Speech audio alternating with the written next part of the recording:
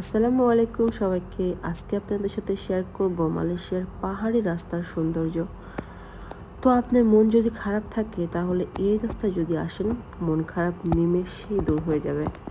তার কারণ যত দূর আপনার চোখ যাবে দেখতে পারবেন সবুজ সবুজ পাহাড়, আর এই পাহাড়ের কোনো শেষ নেই।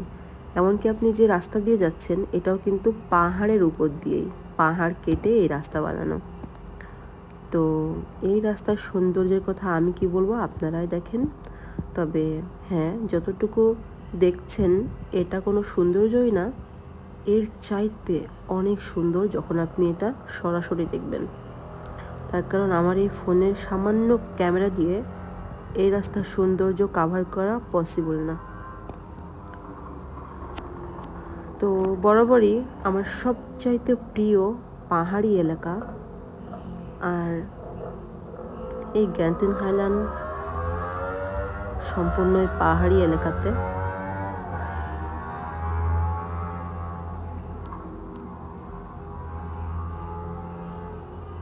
তো আমরা যাচ্ছিলাম, আমি অনেকবার গ্যান্টিন হাইল্যান্ডে গেছি, তবে এইবার আমি সবচাইতে খুশি হয়েছি।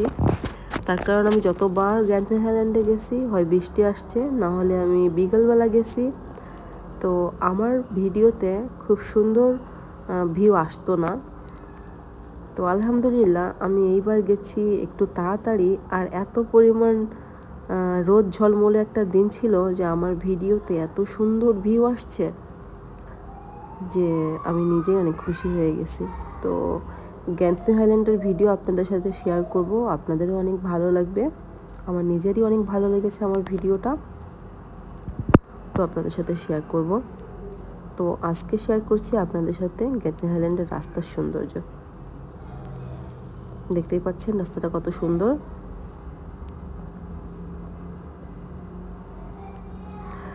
তো আপনারা কারা কারা গেছেন এই রাস্তা দিয়ে, আর ঈদের সময় কাদের প্ল্যান আছে, আর কাদের কাদের কাছে ভালো লেগেছে এই রাস্তা আমার মতো, জানাতে কিন্তু ভুলবেন না, আমারও অনেক ভালো লাগবে।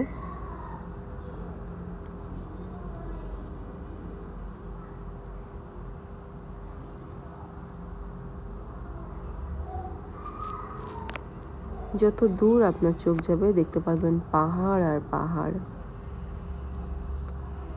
মালয়েশিয়ার একটা জিনিস অনেক ভালো লাগে যে এরা গাছ কেটে ফেলে না, যেহেতু এদের দেশের গ্যাস আছে, তো সেক্ষেত্রে তো মানুষজন রান্নাতে খুব একটা ব্যবহার করে না।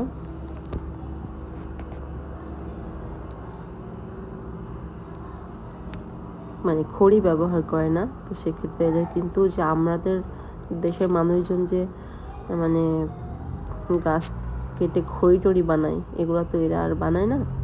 তো সেক্ষেত্রে এদের গাছ খুব একটা কাটাও কিন্তু লাগে না, আর গাছ কেটে এরা শেষও করতে পারবে না, এত পরিমাণ গাছ এদের দেশে। মাই গড।